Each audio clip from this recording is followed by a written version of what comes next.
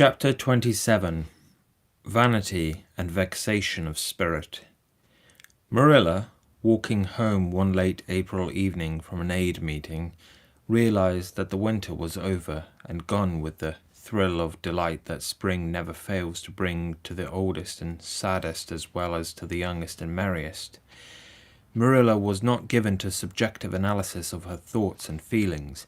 She probably imagined that she was thinking about the aids and their missionary box and the new carpet for the vestry room, but under these reflections was a harmonious consciousness of red fields smoking into pale purply mists in the declining sun, of long, sharp-pointed fir shadows falling over the meadow beyond the brook, of still, crimson-budded maples around a mirror-like wood pool, of awakening in the world, and a stir of hidden pulses under the grey sod.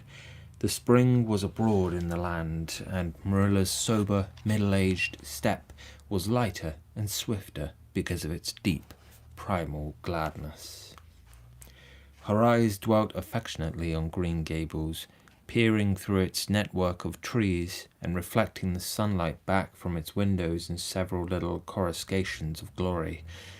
Marilla, as she picked her steps along the damp lane, thought it was really a satisfaction to know that she was going home to a briskly snapping wood fire and a table nicely spread for tea, instead of to the cold comfort of old aid meeting evenings before Anne had come to Green Gables. Consequently, when Marilla entered her kitchen and found the fire black out, with no sign of Anne anywhere, she felt justly disappointed and irritated. She had told Anne to be sure and have tea ready at 5 o'clock, but now she must hurry to take off her second-best dress and prepare the meal herself against Matthew's return from ploughing. "I'll settle Miss Anne when she comes home," said Marilla grimly, as she shaved up kindlings with a carving knife and more vim than was strictly necessary. Matthew had come in and was waiting patiently for his tea in his corner. "She's gadding off somewhere with Diana, writing stories or practicing dialogues or some such tomfoolery, and never thinking once about the time or her duties. She's just got to be pulled up short and sudden on this sort of thing. I don't care if Mrs. Allen does say she's the brightest and sweetest child she ever knew. She may be bright and sweet enough, but her head is full of nonsense, and there's never any knowing what shape it'll break out in next. Just as soon as she grows out of one freak, she takes up with another. But there. Here I am saying the very thing I was so riled with Rachel Lynde for saying at the aid today. I was real glad when Mrs. Allen spoke up for Anne, for if she hadn't, I know I'd have said something too sharp to Rachel before everybody. Anne's got plenty of faults, goodness knows, and far be it from me to deny it, but I'm bringing her up and not Rachel Lynde, who'd pick faults in the angel Gabriel himself if he lived in Avonlea. Just the same, Anne has no business to leave the house like this when I told her she was to stay home this afternoon and look after things. I must say, with all her faults, I never found her disobedient or untrustworthy before, and I'm real sorry to find her so now." "Well now, I don't know," said Matthew, who, being patient and wise and, above all, hungry, had deemed it best to let Marilla talk her wrath out unhindered, having learned by experience that she got through with whatever work was on hand much quicker, if not delayed by untimely argument. "Perhaps you're judging her too hasty, Marilla. Don't call her untrustworthy until you're sure she has disobeyed you. Maybe it can all be explained. Anne's a great hand at explaining." "She's not here when I told her to stay," retorted Marilla. "I reckon she'll find it hard to explain that to my satisfaction." "Of course I knew you'd take her part, Matthew, but I'm bringing her up, not you." It was dark when supper was ready, and still no sign of Anne coming hurriedly over the log bridge or up Lover's Lane, breathless and repentant with a sense of neglected duties.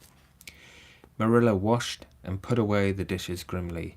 Then, wanting a candle to light her way down the cellar, She went up to the east gable for the one that generally stood on Anne's table, lighting it. She turned round to see Anne herself lying on the bed, face downward among the pillows. "Mercy on us," said astonished Marilla. "Have you been asleep, Anne?" "No," was the muffled reply. "Are you sick, then?" demanded Marilla anxiously, going over to the bed. Anne cowered deeper into her pillows as if desirous of hiding herself forever from mortal eyes. "No, but please, Marilla, go away and don't look at me. I'm in the depths of despair, and I don't care who gets head in class or writes the best composition or sings in the Sunday school choir anymore. Little things like that are of no importance now, because I don't suppose I'll ever be able to go anywhere again. My career is closed. Please, Marilla, go away and don't look at me." "Did anyone ever hear the like?" the mystified Marilla wanted to know. "Anne Shirley, whatever is the matter with you? What have you done? Get right up this minute and tell me. This minute, I say. There now, what is it?"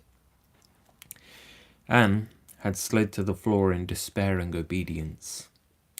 "Look at my hair, Marilla," she whispered. Accordingly, Marilla lifted her candle and looked scrutinizingly at Anne's hair, flowing in heavy masses down her back. It suddenly had a very strange appearance. "Anne Shirley, what have you done to your hair? Why, it's green." Green it might be called, if it were any earthly color. A queer, dull, bronzy green with streaks here and there of the original red to heighten the ghastly effect. Never in all her life had Marilla seen anything so grotesque as Anne's hair at that moment. "Yes, it's green," moaned Anne. "I thought nothing could be as bad as red hair, but now I know it's 10 times worse to have green hair. Oh, Marilla, you little know how utterly wretched I am."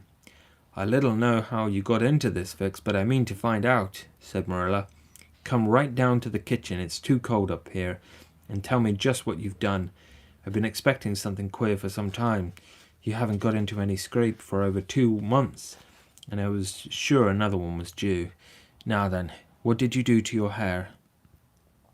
"I dyed it." "Dyed it? Dyed your hair? Anne Shirley, didn't you know it was a wicked thing to do?" "Yes, I knew it was a little wicked," admitted Anne, "but I thought it was worthwhile to be a little wicked to get rid of red hair. I counted the cost, Marilla. Besides, I meant to be extra good in other ways to make up for it." "Well," said Marilla sarcastically, "if I'd decided it was worthwhile to dye my hair, I'd have dyed it a decent color at least. I wouldn't have dyed it green." "But I didn't mean to dye it green, Marilla," protested Anne dejectedly. "If I was wicked, I meant to be wicked to some purpose. He said it would turn my hair a beautiful raven black. He positively assured me that it would. How could I doubt his word, Marilla? I know what it feels like to have your word doubted, and Mrs. Allan says we should never suspect anyone of not telling us the truth until we have proof that they're not. I have proof now. Green hair is proof enough for anybody, but I hadn't then, and I believed every word he said implicitly." "Who said? Who are you talking about?" "The peddler that was here this afternoon. I bought the dye from him. Anne Shirley, how often have I told you never to let one of those Italians in the house? I don't believe in encouraging them to come round at all." "Oh, I didn't let him in the house. I remembered what you told me, and I went out, carefully shut the door, and looked at his things on the step. Besides, he wasn't an Italian. He was a German Jew. He had a big box full of very interesting things, and he told me he was working hard to make enough money to bring his wife and children out from Germany. He spoke so feelingly about them that it touched my heart. I wanted to buy something from him to help him in such a worthy object. Then, all at once, I saw the bottle of hair dye. The peddler said it was warranted to dye any hair a beautiful raven black and wouldn't wash off.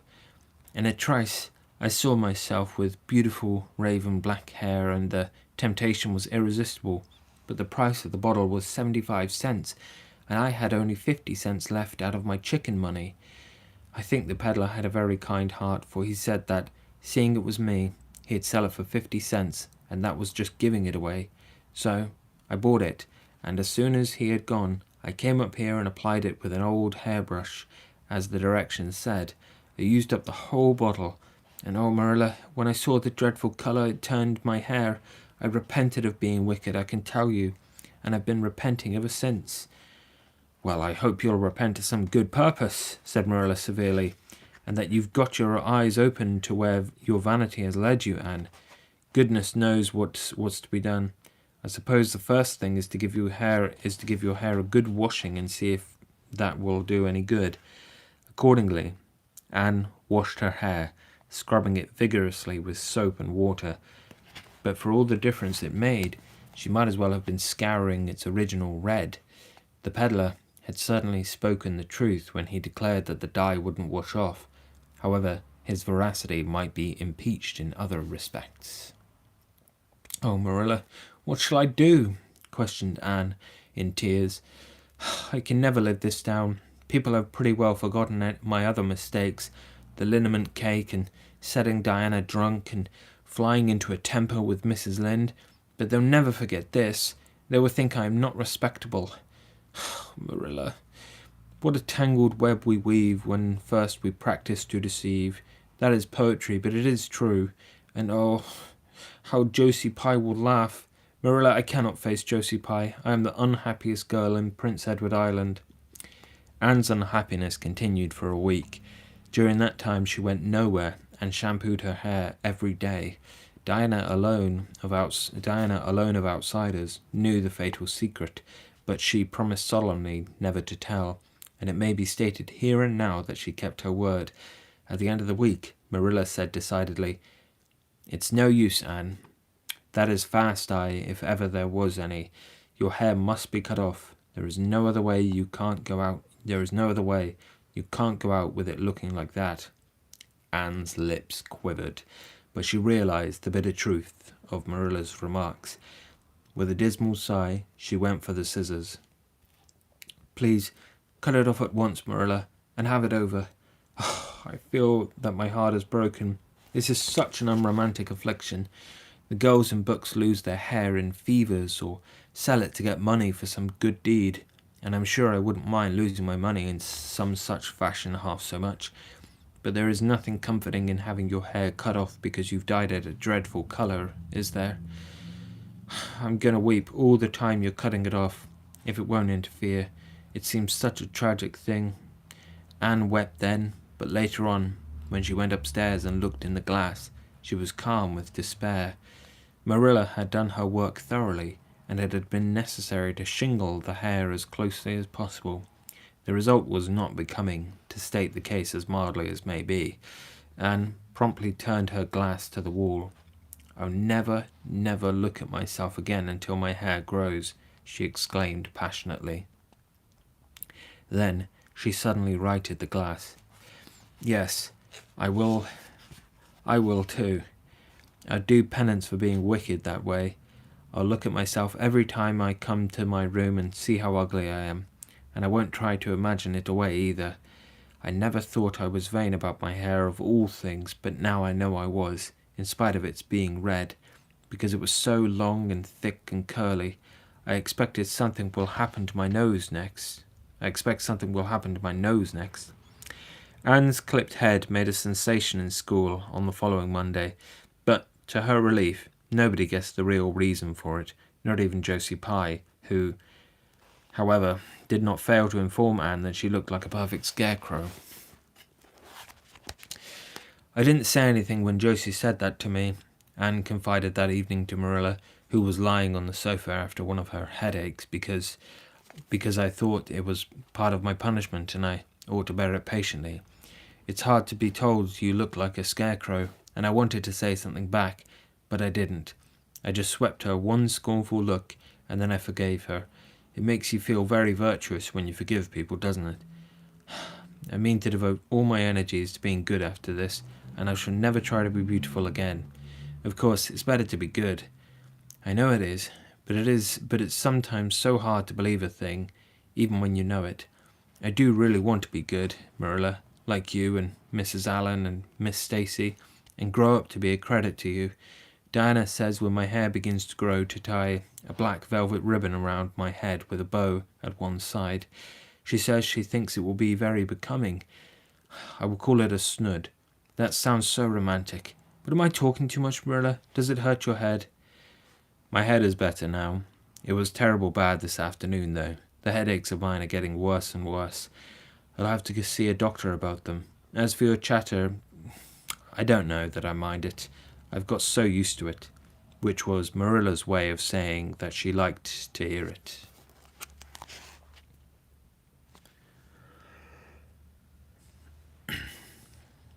Chapter 28. An Unfortunate Lily Maid. Of course you must be Elaine, Anne, said Diana. I could never have the courage to float down there. Nor I, said Ruby Gillis with a shiver. I don't mind floating down when there's 2 or 3 of us in the flat and we can sit up. It's fun then. But to lie down and pretend I was dead? I just couldn't. I'd die really of fright. Of course it would be romantic, conceded Jane Andrews, but I know I couldn't keep still. I'd be popping up every minute or so to see where I was, and if I wasn't drifting too far out. And you know, Anne, that would spoil the effect. But it's so ridiculous to have a red-headed Elaine, warned Anne. I'm not afraid to float down, and I'd love to be Elaine, but it's ridiculous just the same. Ruby ought to be Elaine, because she is so fair and has such lovely long golden hair. Elaine had, to quote, all her bright hair streaming down, you know, and Elaine was the lily maid. Now, a red-haired person cannot be a lily maid. Your complexion is just as fair as Ruby's, said Diana earnestly, and your hair is ever so much darker than it used to be before you cut it. Oh, do you really think so? Exclaimed Anne, flushing sensitively with delight. I sometimes thought it was myself, but I never dared to ask anyone for fear she would tell me it wasn't. Do you think it could be called auburn now, Diana?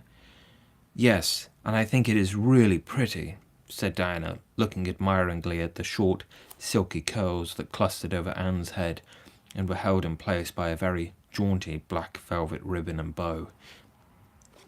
They were standing on the bank of the pond, below Orchard Slope, where a little headland fringed with birches ran out from the bank. At its tip was a small wooden platform built out into the water for the convenience of fishermen and duck hunters. Ruby and Jane were spending the midsummer afternoon with Diana, and Anne had come over to play with them.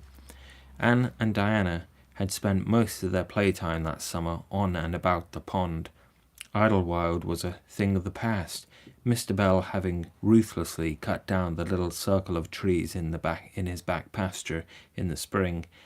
Anne had sat among the stumps and wept, not without an eye to the romance of it, but she was speedily consoled, for, after all, as she and Diana said, big girls of 13 going on 14 were too old for such childish amusements as playhouses, and there were more fascinating sports to be found about the pond. It was splendid to fish for trout over the bridge, and the 2 girls learned to row themselves about in the little flat-bottomed dory Mr. Barry kept for duck shooting. It was Anne's idea that they dramatize Elaine. They had studied Tennyson's poem in school the preceding winter, the superintendent of education having prescribed it in the English course for the Prince Edward Island schools. They had analysed and parsed it, and torn it to pieces in general, until it was a wonder there was any meaning at all left in it for them. But at least the fair Lily Maid and Lancelot and Guinevere and King Arthur had become very real people to them, and Anne was devoured by secret regret that she had not been born in Camelot. Those days, she said, were so much more romantic than the present. Anne's plan was hailed with enthusiasm. The girls had discovered that if the flat were pushed off from the landing place, it would drift down with the current under the bridge, and finally strand itself on another headland lower down, which ran out at a curve in the pond. They had often gone down like this, and nothing could be more convenient for playing Elaine. Well, I'll be Elaine, said Anne, yielding reluctantly, for although she would have been delighted to play the principal character, yet her artistic sense demanded fitness for it, and this, she felt, her limitations made impossible. Ruby, you must be King Arthur, and Jane will be Guinevere, and Diana must be Lancelot. But first you must be the brothers and the father. We can't have the old dumb servitor because there isn't room for two in the flat when one is lying down. We must pull the barge all its length in blackest samite. That old black shawl of your mother's will be just the thing, Diana. The black shawl having been produced, Anne spread it over the flat and then lay down on the bottom with closed eyes and hands folded over her breast. Oh, she does look really dead, whispered Ruby Gillis nervously, watching the still, white little face under the flickering shadows of the birches. It makes me feel frightened, girls. Do you suppose it's really right to act like this? Mrs. Lynde says that all play acting is abominably wicked. Ruby, you shouldn't talk about Mrs. Lynde, said Anne severely. It spoils the effect, because this is hundreds of years before Mrs. Lynde was born. Jane, you arrange this. It's silly for Elaine to be talking when she's dead. Jane rose to the occasion. Cloth of gold for coverlet there was none, but an old piano scarf of yellow Japanese crepe was an excellent substitute. A white lily was not obtainable just then, but the effect of a tall blue iris placed in one of Anne's folded hands was all that could be desired. Now she's all ready, said Jane. We must kiss her quiet brows, and Diana, you say, sister, farewell forever. And Ruby, you say, farewell, sweet sister, both of you as sorrowfully as you possibly can. And for goodness sake, smile a little. You know Elaine lay as though she smiled. That's better. Now, push the flat off. The flat was accordingly pushed off, scraping roughly over an old embedded stake in the process. Diana and Jane and Ruby only waited long enough to see it caught in the current and headed for the bridge before scampering up through the woods across the road and down to the lower headland where, as Lancelot and Guinevere and the king, they were to be in readiness to receive the Lily Maid. For a few minutes Anne, drifting slowly down, enjoyed the romance of her situation to the full. Then something happened not at all romantic. The flat began to leak. In a very few moments it was necessary for Elaine to scramble to her feet, pick up her cloth of gold coverlet and pall of blackest samite, and gaze blankly at a big crack in the bottom of her barge, through which the water was literally pouring. That sharp stake at the landing had torn off the strip of batting nailed on the flat. Anne did not know this, but it did not take her long to realize that she was in a dangerous plight. At this rate, the flat would fill and sink long before it could drift to the lower headland, where were the oars? Left behind at the landing?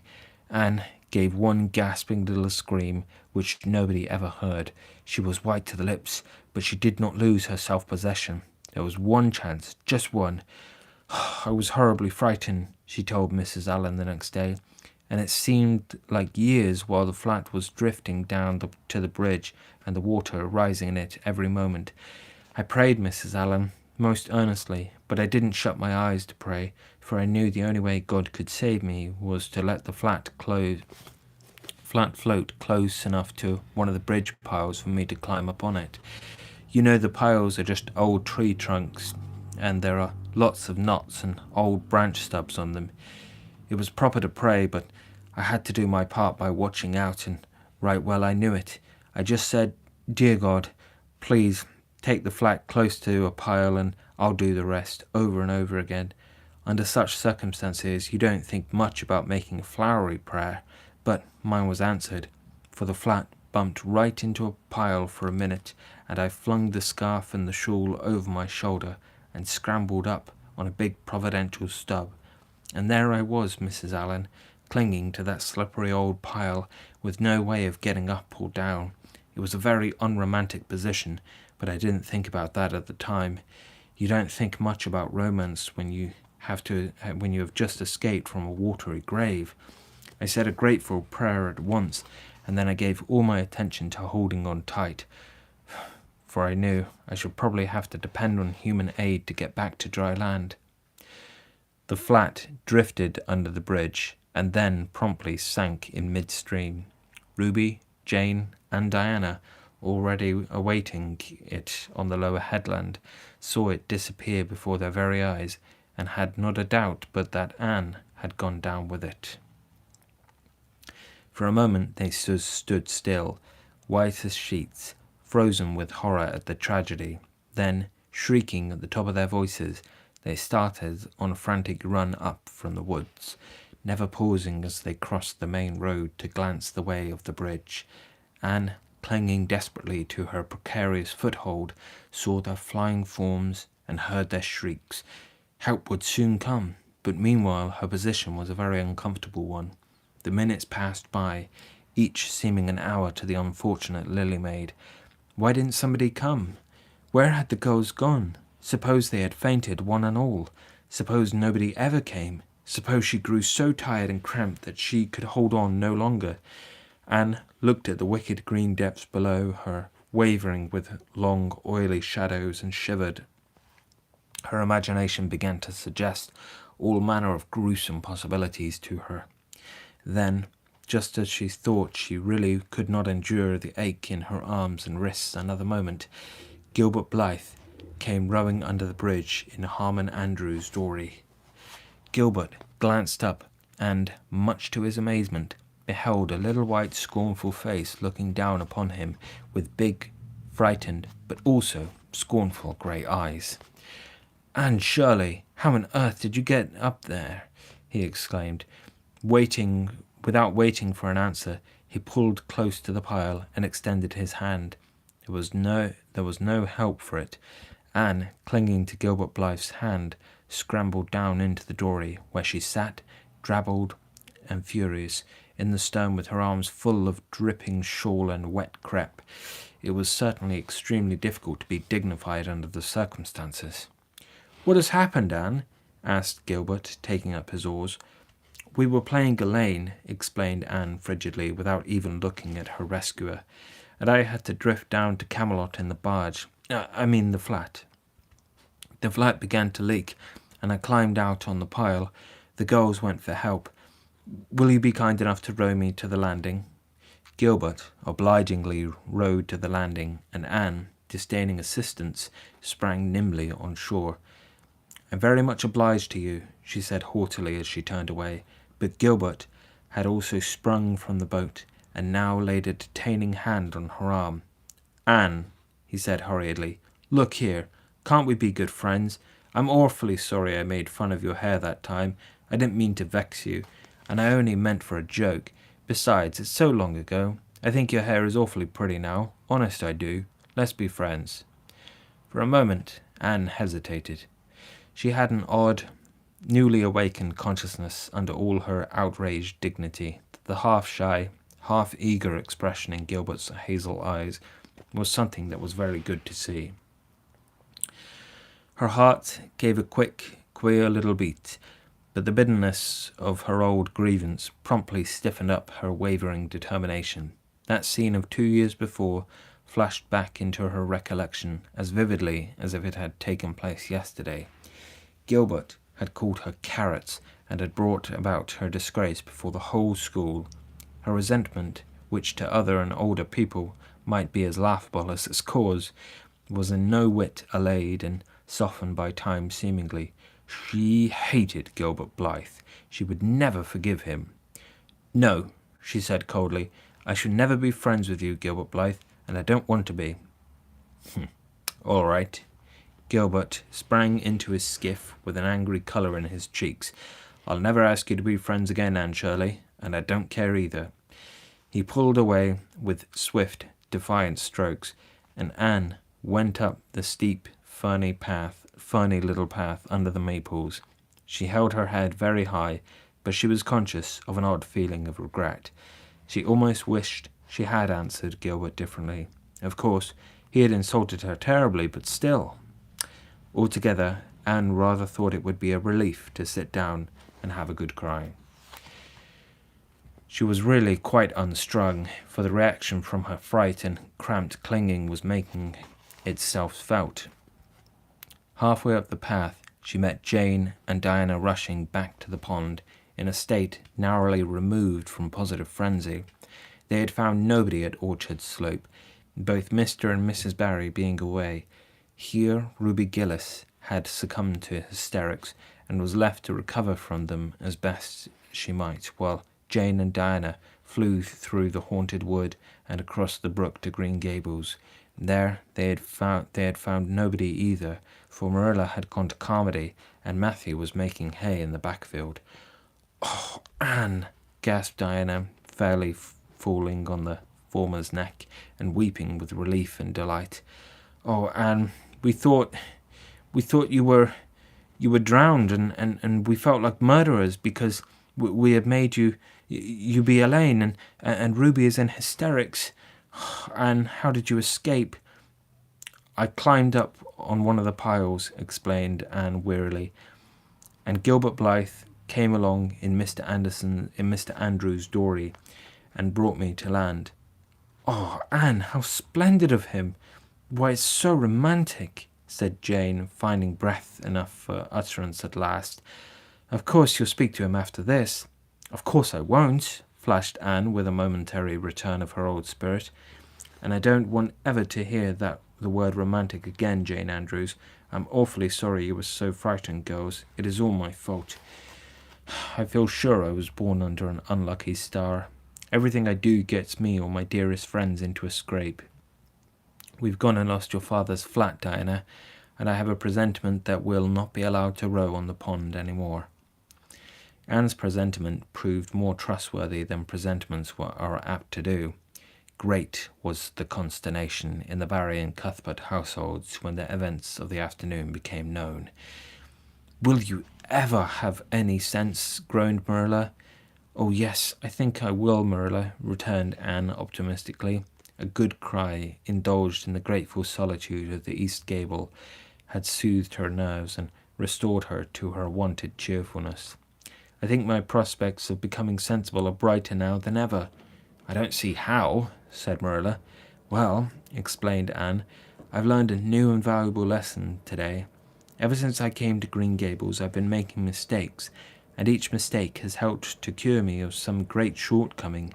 The affair of the amethyst brooch cured me of meddling with things that didn't belong to me. The haunted wood mistake cured me of letting my imagination run away with me.